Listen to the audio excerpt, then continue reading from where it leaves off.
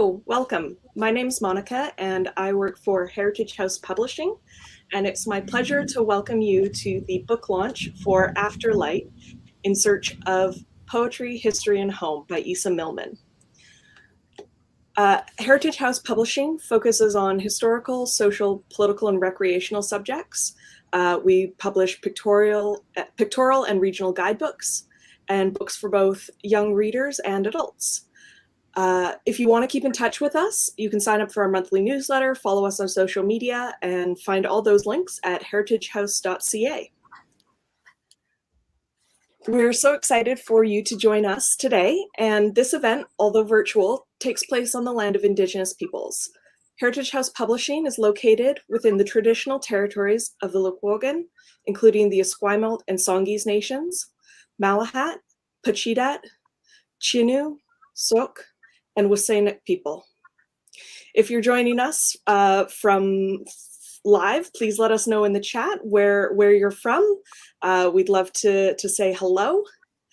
I'm going to go over a bit of housekeeping stuff, and then I'm going to hand the event over to Isa Milman and our host, Lynn Van Leuven. They're going to do some questions with the, Lynn's going to pose some questions for Isa. They're going to chat about the book. Isa will read a bit.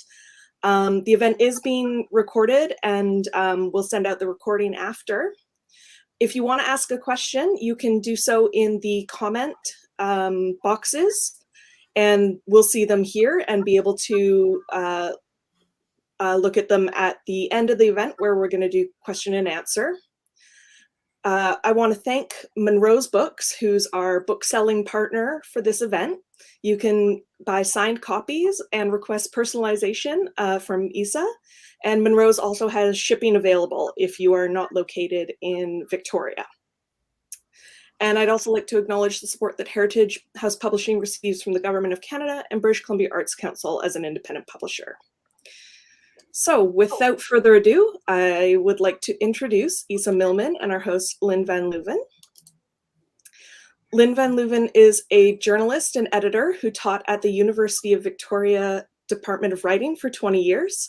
Her area of expertise is creative nonfiction and the memoir. And Isa Milman, our main event, is an award-winning author and the daughter of Holocaust survivors from Poland.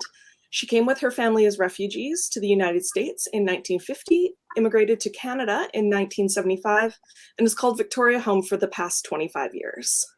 Isa is the author of 3 poetry collections, Something Small to Carry Home, Prairie Kaddish, and Between the Doorposts. She is also a 3-time winner of the Helen and Stan Canadian Jewish Book Awards. Helen and Stan Vine Canadian Jewish Book Awards, whose 2012 jury called her, quote, a foremost Canadian writer of Jewish themes. Isa's professional life has encompassed occupational therapy practice, university teaching, entrepreneurship, and most recently, writing and art making. So it's my sincere pleasure to turn the event over to Lynn and Isa, and I'll let you two take it away. Thank you very much, Monica. Isa, hello. I'm holding up Afterlight so everybody can see it again. It's a wonderful book. Oops, I'm holding it up that way. And Isa, it's so interesting that this book is coming out now, because I couldn't think of a better time in our historical culture or current events for publishing a book like this. So congratulations. I know it was a huge, huge undertaking. I know it's taken up a lot of your life, emotionally, physically, psychologically. So congratulations. It's something to be proud of. Thank you so much, Lynn. Excuse me, I gotta clear my throat. Well, I'm really excited to be here, and I thank Monica as well for the very sweet and lovely introduction. And you're right, I've been waiting for this moment for a very, very long time. And before I get started and launch into my all the stories about the writing of the book and reading you the book, I want to just give a shout out to all the people who are joining us right now from all over the world. It just thrills me. Of course, there are people here from Victoria and people across Canada, friends in Toronto and Ottawa, and family in Montreal and other friends. And then people from across the United States, from Los Angeles and San Diego, and from Boston and New York, Philadelphia. I mean, the list goes on. But I'm most excited that I have friends here who are coming to join us from Poland, and including Kasia, who told me that she was going to take a nap today so that she would have enough energy to visit with us and join us today, as well as Krzysztof and Paulina and other friends from Poland, and then family from Israel, and then probably the person who's the farthest away is Diana, who's in Auckland, New Zealand. So thank you, everybody, for being here. I'm just absolutely thrilled. So now I can carry on with answering your questions, Lynn. Okay, well, it's an international event, is what we're saying, to put it briefly. Now, Isa, just to give us a flavor, could you start with doing that wonderful reading from chapter 1 with your mother on her so-called deathbed, which turns out not to be? Okay, all right. Well, we'll start right away with the reading, and this is literally the very first pages of the book to sort of bring you in to the story. The day after our mother was expected to die, when all of us gathered in New London, Connecticut, heavy with grief, to say goodbye, she had a change of heart and woke up. She'd heard her great-granddaughter Aaliyah calling, "Bubby, Bubby," and her 3-year-old voice was too compelling to ignore. With pillows propped behind her head, her pale face framed by silver white hair, our 89-year-old mother began to tell a story that my sisters and I had never heard in the 60 years we'd known her. In a voice that took on a rushing urgency, for she knew she didn't have much time left, she let go of restraint, while I sat at the foot of her bed with pen and paper, madly trying to capture her words. The story she told was about her twin sister, Basia. She hardly ever spoke of her twin, a published poet, who was killed during the war. The details of her murder, along with almost all of our extended family, were so horrible that our mother withheld them from us for most of our lives, or at least tried to hold them back.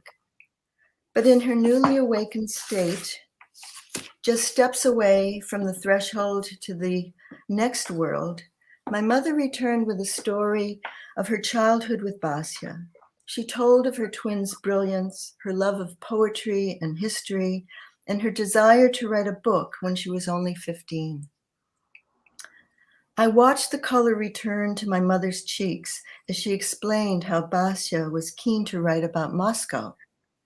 Her tutor was a Russian Orthodox priest from their village, who he had been defrocked and forced to move away because he'd had an affair.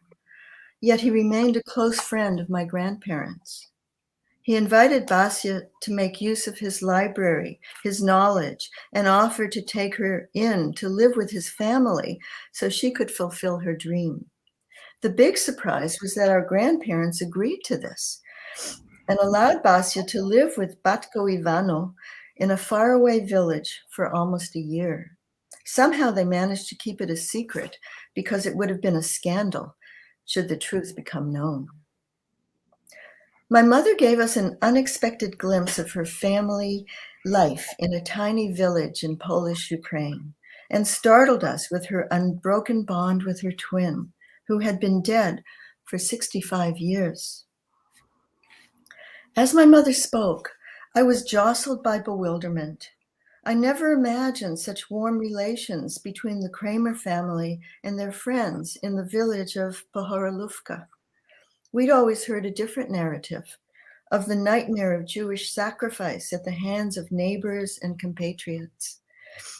So maybe, in her dramatic return from the dead, our mother recognized her need to add more nuance to the truth of her pre-war experience, and that there were many positive, special memories too. I can still hear her voice rising in excitement, saying, "Isa, write this down. This should be your next book."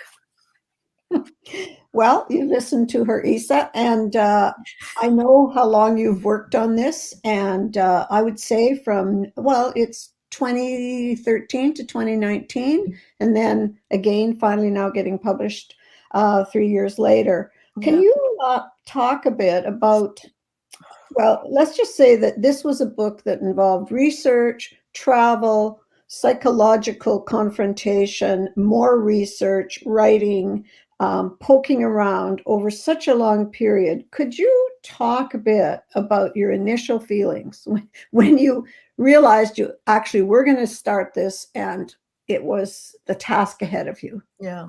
Well, I think you've hit it, you hit the nail on the head in saying how long it took. It basically took my whole life. And, I've always been interested in my family history. And, I've wanted to do this for very long, but I never felt ready.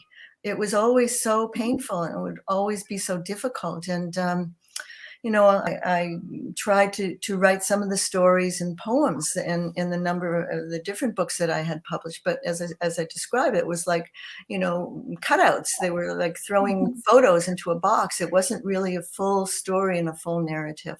And then, that introduction that I just read, that took place in 2006. Our mother died 6 months later, in early 2007. And then it took me another 6 years before I could actually, I heard my mother's voice saying, "Come on, Isa, write this book." But I wasn't ready. I just, because I knew there would be so much sorrow and pain and difficulty involved. So it took a long time. And the other thing too is that, I really had a feeling that, that it was almost like Holocaust fatigue is best way to describe it. Is there have been so many books written about the Shoah. There have been so many memoirs and histories and you name it. There's just been so much. There's so much to write about, and there's so many people that have been impacted and have wanted to write and have written. So I thought, well, what can I contribute? What do I have to add that hasn't already been said, that hasn't already been spoken? And so that was that limited me as well. But I guess, the real motivation came when I felt like it's hard to say precisely what pushed me over the edge. And part of it was actually my writing friends. I'd actually started to write a different memoir. I started to write about my experiences in France. When I was a young woman, I moved to work in a theater company in Paris in 1974, 75. I was there for a very short time, not quite a year. But I had always this sense that, I never felt comfortable as a Jew in France, in Paris. And I thought I wanted to write about that. And so I started writing about that, and I wasn't really getting anywhere. It didn't feel like it was the right thing. And ultimately, I realized that what I really needed to write about, and it actually might have been a conversation with you, Lynn, at some point early in this journey, where you said, well, maybe you need to write about Poland. Maybe you need to write about your family and your history there. And so that was a big impetus for me. I think just to follow up on that, Isa, one of the things I've been thinking about as we've been talking about this memoir is the whole concept for many people in writing a memoir is the readiness factor.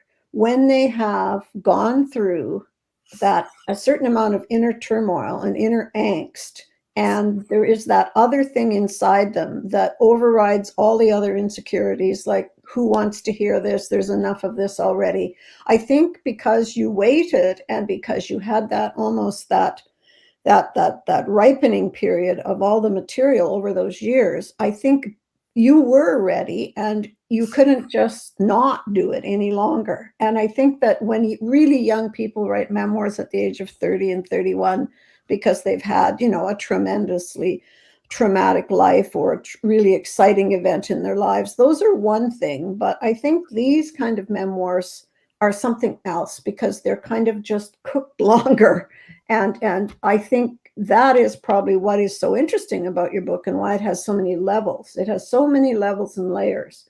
And I don't think if you had just said, I'm going to start doing this and I'm going to put in 12 layers, it would have happened that way.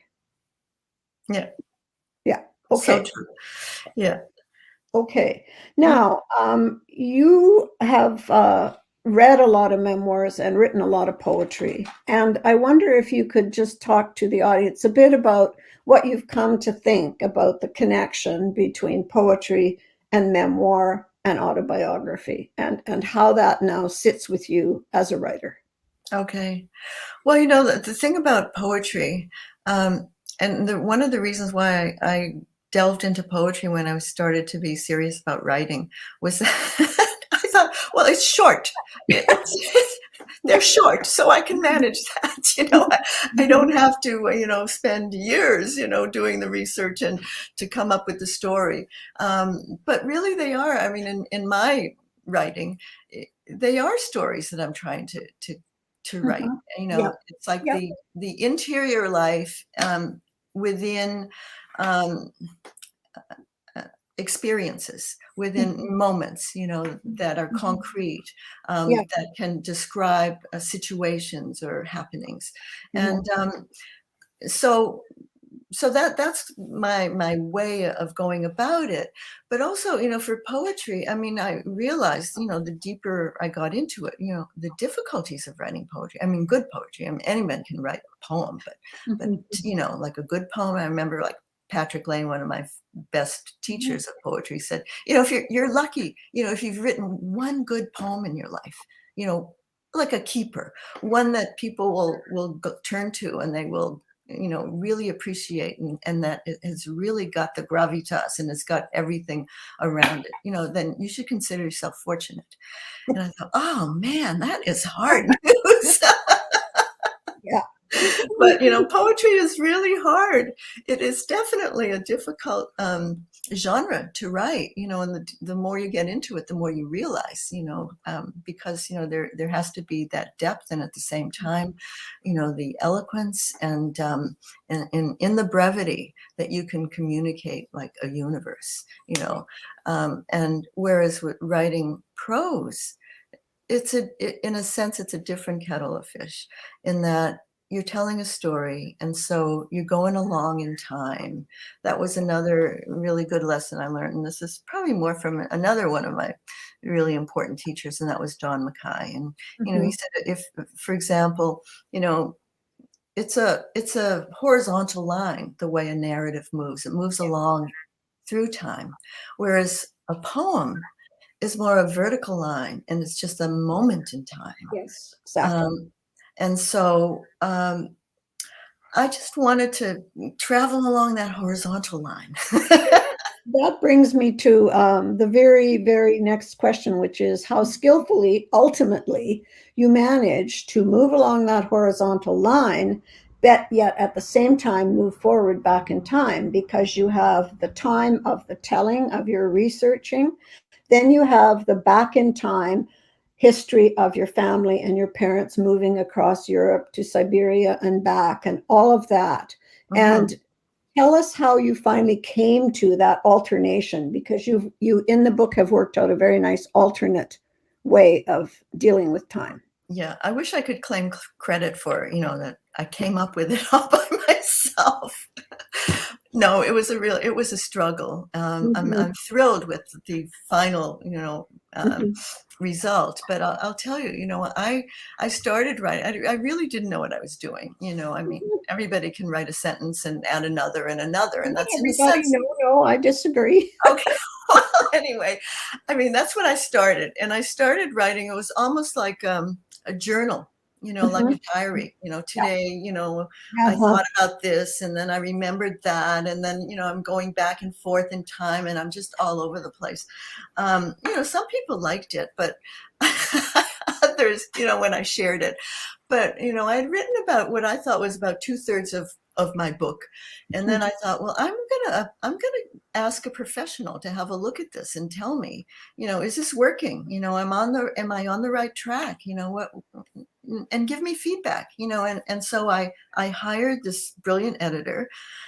She gave me 6 pages of single spaced responses. It was excellent, but the fundamental message that she had for me, and I'll, quote her. She says, "Isa, this will be a splendid book, but you have to restructure it. Yeah. And I said, okay, restructure it. And I thought, oh, and the more I thought about it, the more I realized that it's not just a cut and paste job. I basically had to start all over again. Yeah. You know, and Yeah. so, and then I come to like my other like brilliant, wonderful, good fortune. And that is that I have this wonderful friend, Lori Elmquist, who, you know, we would kind of meet weekly, you know, we'd have like writers dates and we'd sit and we'd write. And she early on was very interested in my story and my struggle too, to tell it, to shape it.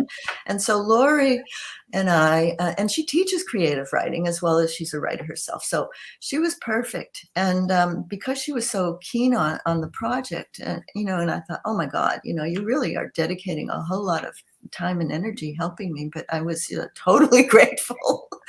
And so we spent some weeks, you know, talking about how to restructure it, and then ultimately came up with this idea of moving, you know, of it being a braided narrative that we would go, it would go back and forth in time. So I would tell the story, I would tell the story of my entry into the search, you know, for the history, for the story, and then as I found, and I did have some material for sure.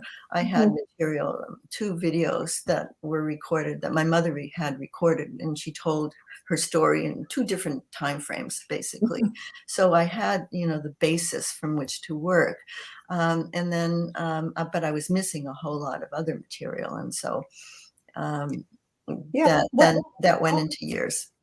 You listened, you were open, and that's what a good writer does. You know, when someone is telling you that this is just moving along like a little train and no one wants to get on that train, you have to do something else. And you did. Yeah. Could you interrupt our conversation to read us the bit about mistletoe? Okay. Yeah. Okay. So this section, this is, you know, my first entry into Poland. So, you know, at first you'll find as you read the book that, you know, I was terrified about going to Poland. It was a very scary proposition for me because of history. And, you know, I'm sure as you can imagine, because it was so difficult because my parents were very, very non-enthusiastic about Poland, to put it mildly. I've not had a good time while there. Yeah.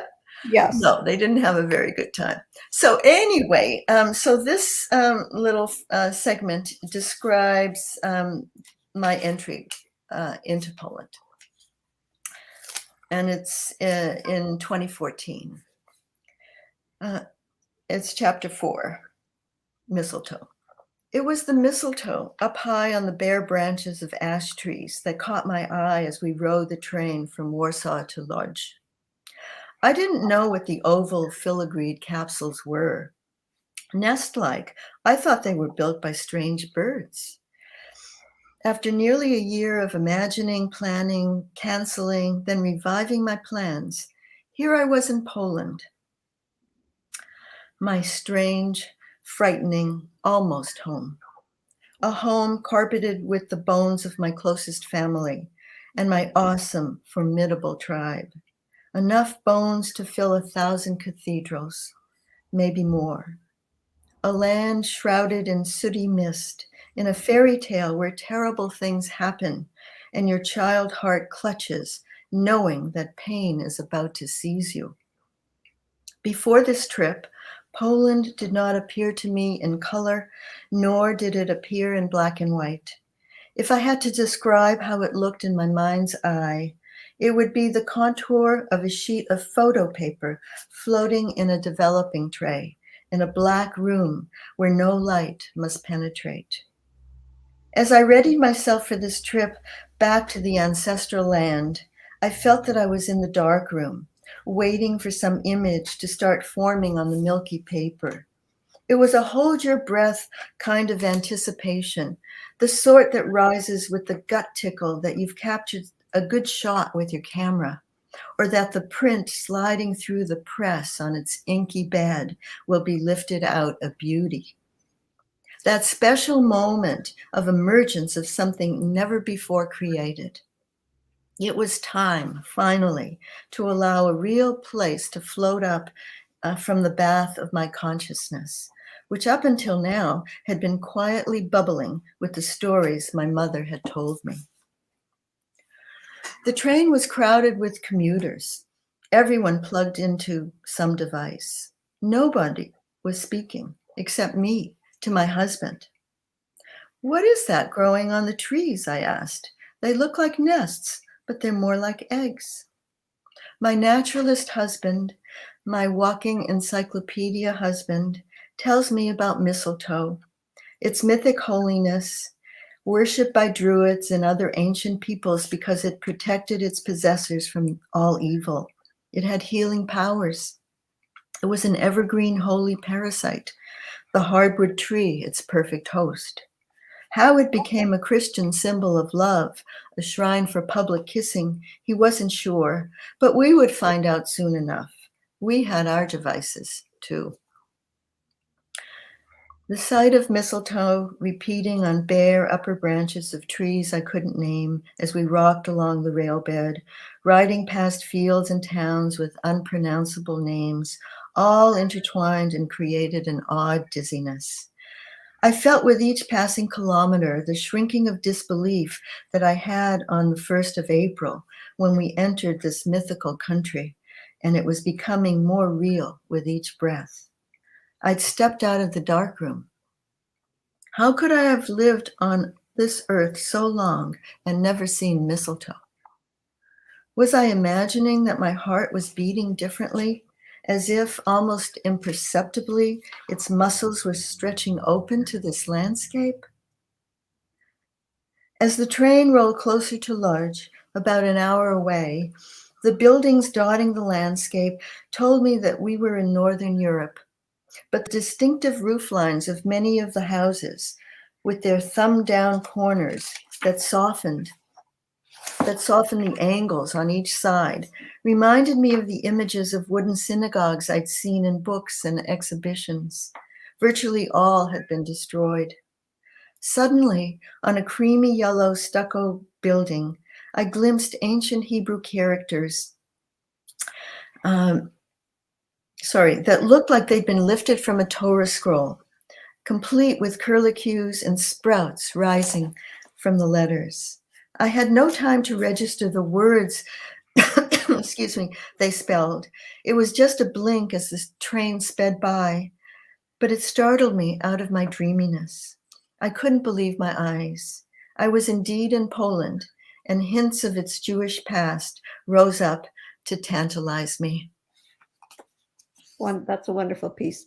I think one of the things that I kept encountering as you told your story was the wonderful symbiosis that you encountered with all the people that helped you.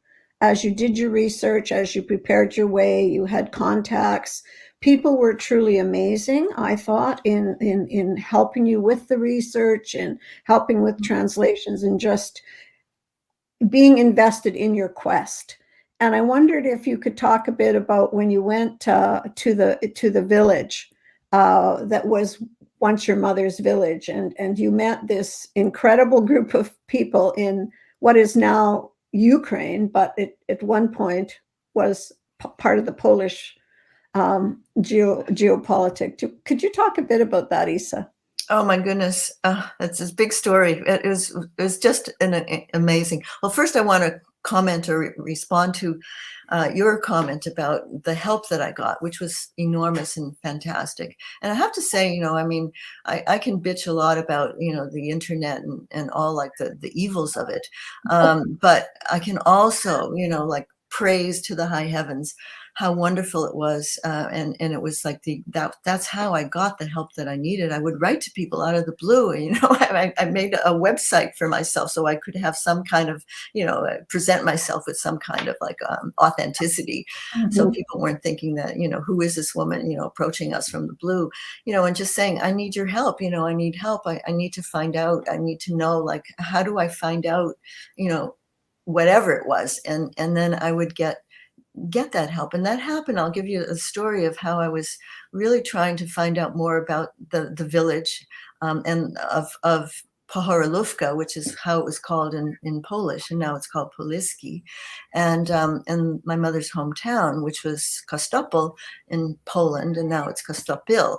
But anyway, I was looking for help, and I was at the U.S. Holocaust Museum website, and they have like a series of scholars and researchers who come every year. So I found this scholar. His name was Jared McBride, and I don't know, Jared, if you're watching, thank you for being here. You've been fantastic. So, it was the subject of his research. He was researching, and the topic was like killing neighbors. The history of ethnic strife in Western Ukraine during the war, something like that. Forgive me if I butchered it, Jared. I can't remember the exact title of your piece. But anyway, I wrote to him and I said, this is exactly what I need to talk to you about. And we just almost immediately were facing each other, talking to each other. I said I was planning a trip to go. I wanted to visit the Pohoralówka or Poliski and Kostopol. And he said, well, I'm just there. My research is based in Rivne, which is, the more like the bigger city nearby in Ukraine. And he'd actually even been to Kostopil and knew people there, and he knew researchers and historians in Ukraine. And he said, well, maybe, I'm going to try to find somebody who speaks English who can accompany you. Because we'd already made arrangements to actually go to the village. And he did find the most fabulous, wonderful young historian, Natalia, who accompanied us and was our translator. And we wouldn't have had the experience that we did without that kind of help. And I also want to just back up a little bit, because right here in Victoria, I had the really great good fortune to connect with Serhiy Yehelchik, who's a Ukrainian historian at the university. And he helped me make connection with the teacher, Oksana, in the village. And he wrote to her and introduced myself and me and my family. And so things were set up so that we didn't arrive blind without any assistance. And so that made all the difference in the world. And that's why we had such a deep and important experience, and many experiences that we had, because of the people who were willing to help.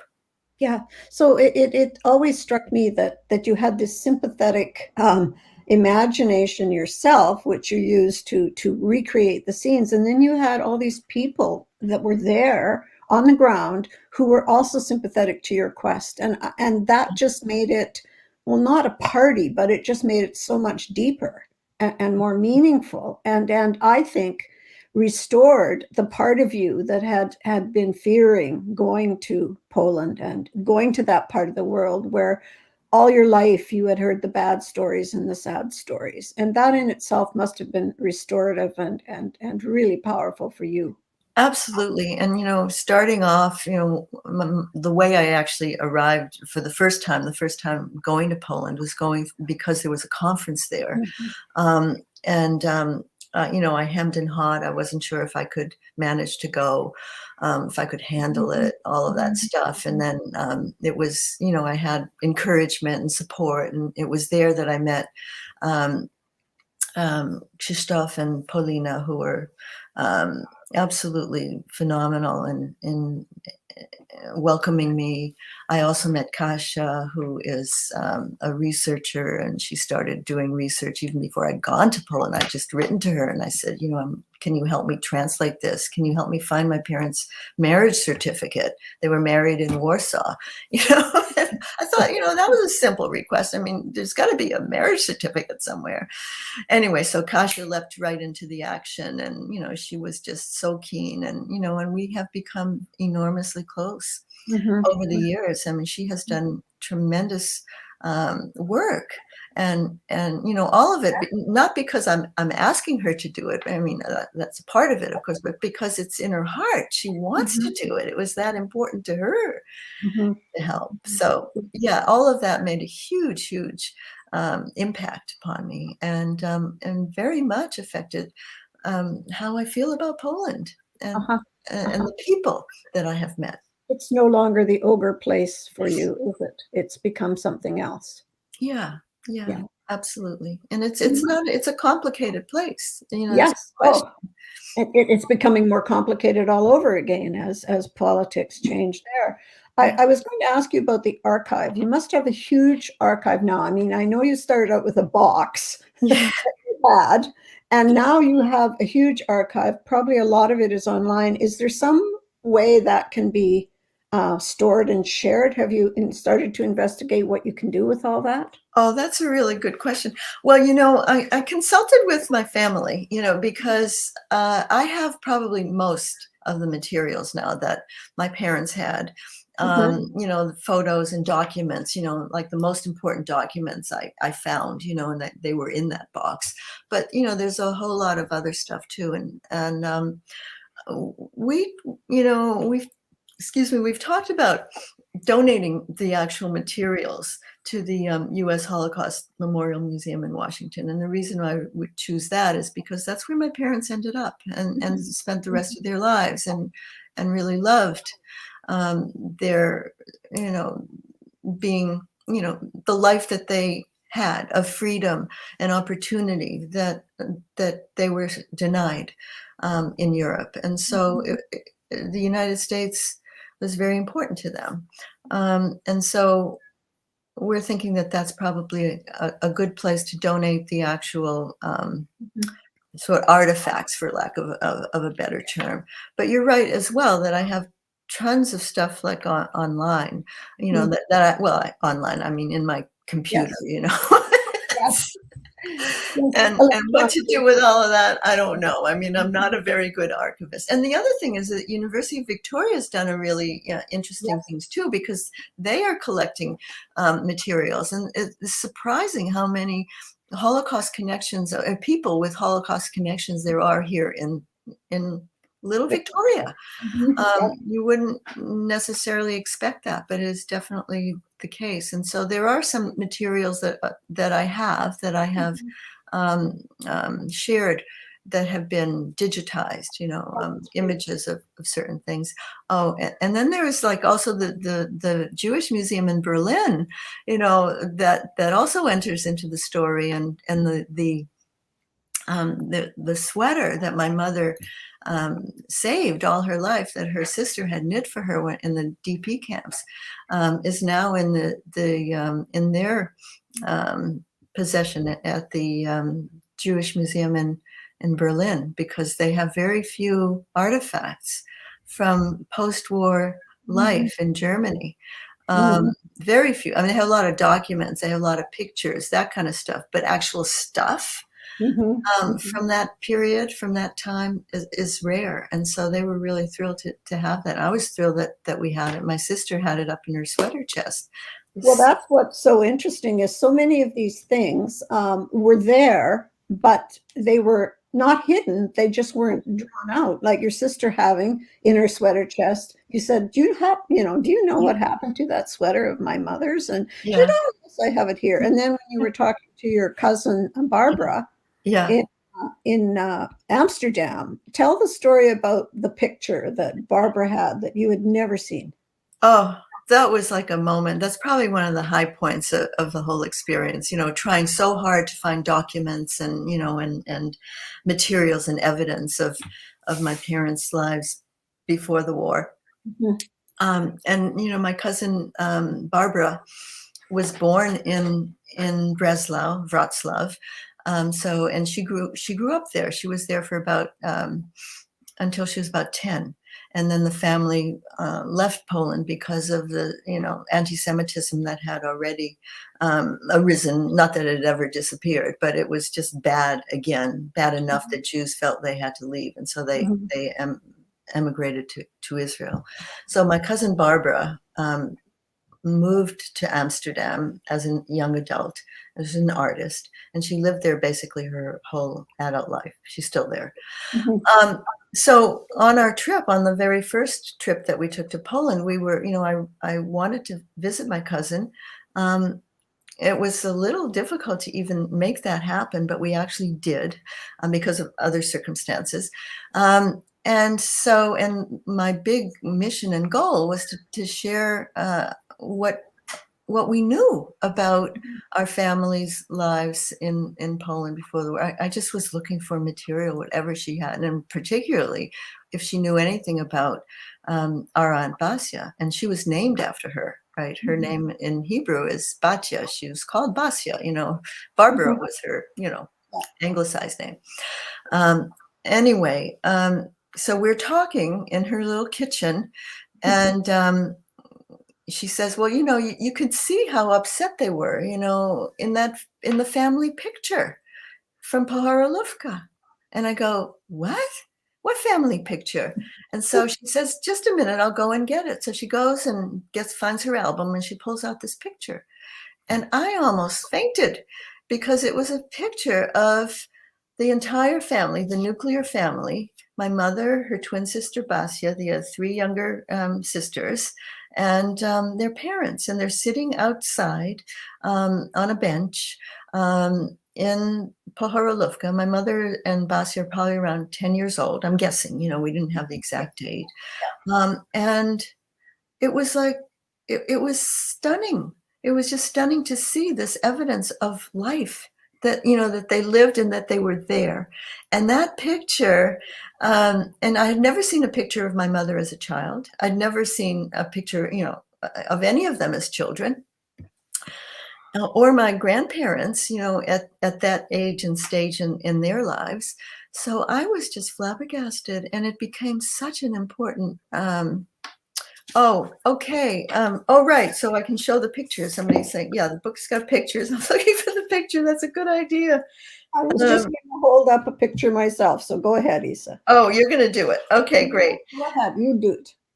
I'll do it. Okay. Yeah, do it. So I don't know. I'm really bad at this. Here we go. Hold it. Yeah. Hold it there. It's perfect. Can everyone see? Look at that wonderful family, and the expressions and just the children's eyes are just so wonderful.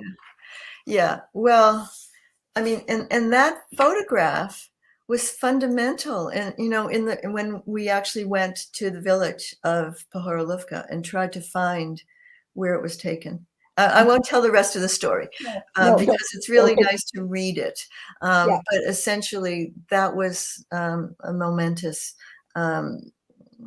find and experience. It was very moving for all of us, for the whole family. And the other curious thing is that my cousin Barbara, it wasn't like she was hiding it or thinking that it was something to not to be shared. She thought we'd all seen it. She thought we all had copies, but none of us did.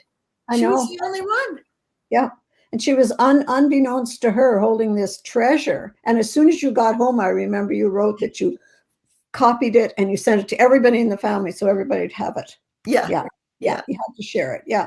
Do you want to talk about 1946, the historical reunion, and your whole kind of, there's a piece I'd like you to read from that. Okay, maybe I'll read it. Okay, and this is the last piece. I hope people aren't getting tired of the readings, but it's really nice to bring you into the book. And this is 1946, as Lynn has just said, and my mother and father are arriving in Breslau, Wrocław, because they had learnt that my mother, three younger sisters, had actually survived the war, and they had also they had arrived in Breslau. Breslau was the region or the city where many of the Jewish survivors ended up after the war because of all kinds of reasons. But anyway, so this is the setting the scene of their trying to find the sisters. And that was my big question. How did they find them? How did they find them? I'll tell you the answer after.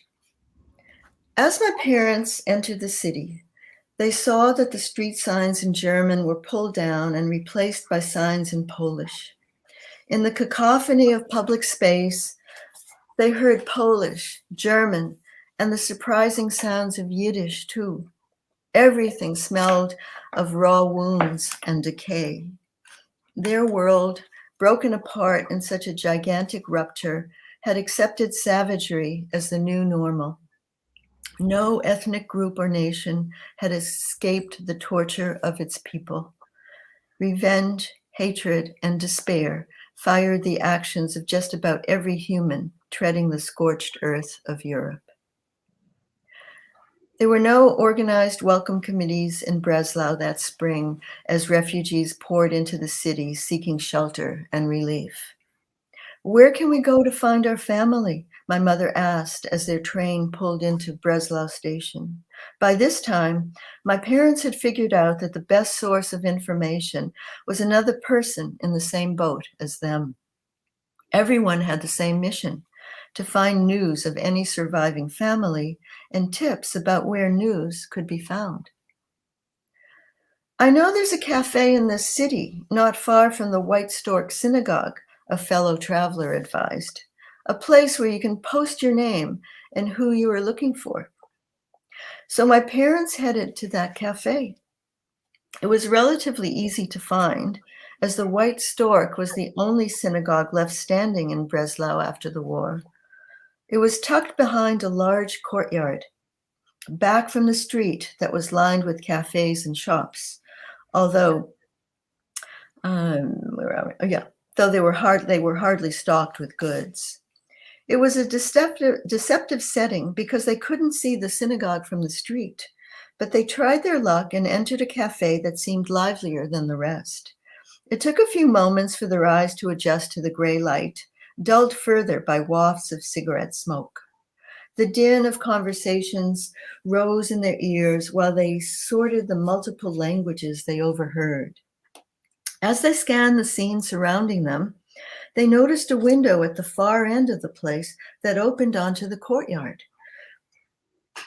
In the distance, they made out the shape of the once elegant synagogue. The Umschlagplatz of Breslau, someone announced to them as they stared out. It was here that the Jews were brought for shipment to Auschwitz. My mother shuddered in silence. As she tried to regain some composure, she looked up at the wall facing her and saw it was covered in scraps of paper. You must be searching for someone, the patron continued. Everyone is searching. So you've come to the right place. Go read the walls, my dear lady. You might be lucky. Luck did not seem likely as my parents moved closer to the wall before them and began to scan the hundreds of notes scribbled in Polish and Yiddish. The first sighting of a Kramer caught my mother's breath, but it was not one of her Kramers, and given that it was such a common family name, she realized it was going to be an impossible task. An empty chair beckoned. She collapsed into it, propped her elbows on the table, and cradled her weary head, feeling an exhaustion so complete it frightened her.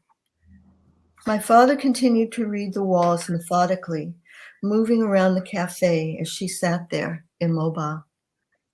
Sabina, come look, he called from the far corner.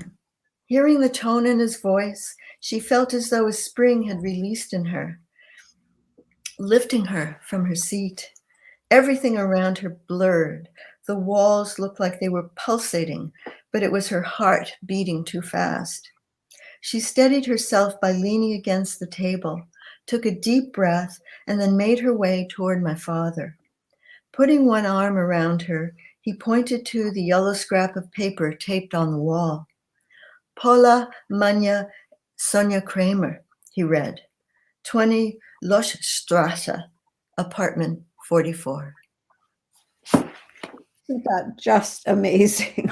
And your writing there is so wonderful because you've done a sympathetic recreation. This is the best of creative nonfiction, where you take all of your information and you enter the story. And I can just see your mother getting up and walking across that cafe, Yeah. not daring to hope, and yet full of hope at the Yeah. same time. Yeah. And I'm glad you brought that up about the creative nonfiction, because I really like to spend a few words talking about it, because obviously I wasn't there. I'm imagining this scene. Yes. And even the answer to the question, like, how did my parents find the sisters?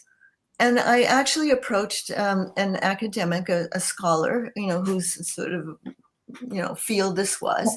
And she told me, people would post notices in cafes. That was the way people found each other for the most part.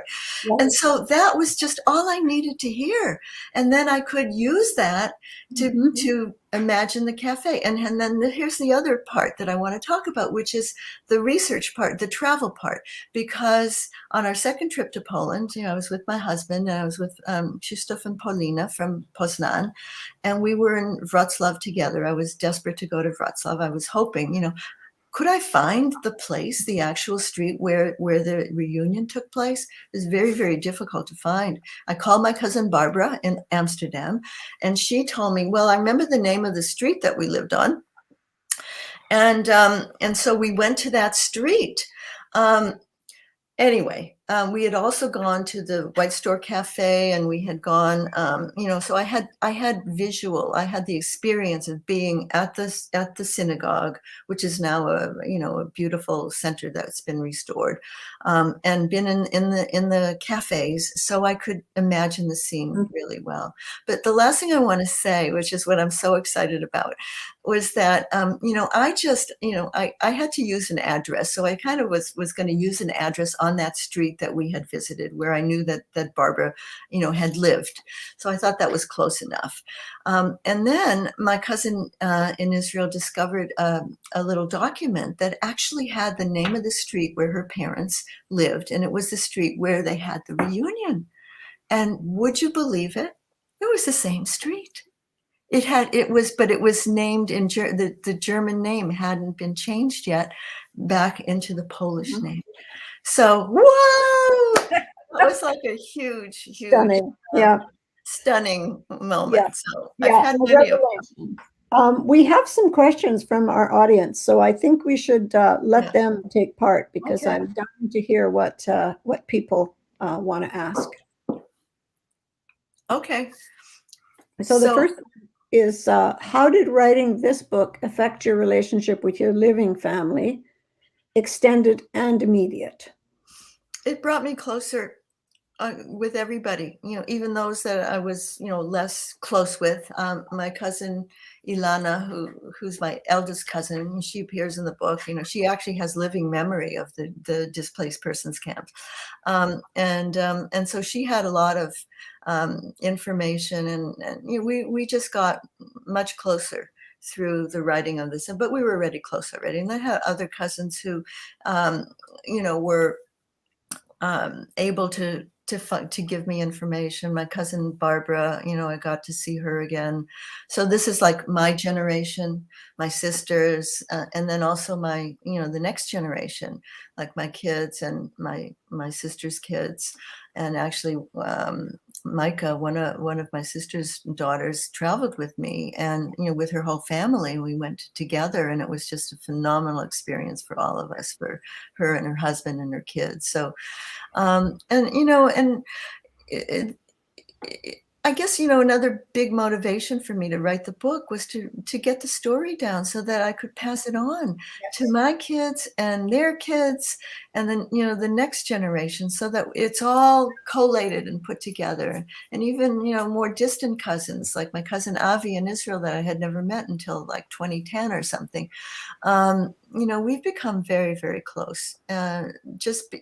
His mother and my mother were first cousins, and I had never met him in my whole life until 2010. Yeah. Amazing. Yeah. So Sheila Greenaway says, it was a sad part where you visited a part of Ukraine where all traces and memories of Jewish people had been expunged, like a kick to the gut. Did finishing the book help you deal with that blow? That's a tough question to answer. And hi, Sheila, by the way, it's really nice to see you. Um, you know, there's still so much denial and, erasure, um, and anti-Semitism, just Yeah. pure anti-Semitism that has never gone away. And it's still there in Poland and it's there in Ukraine.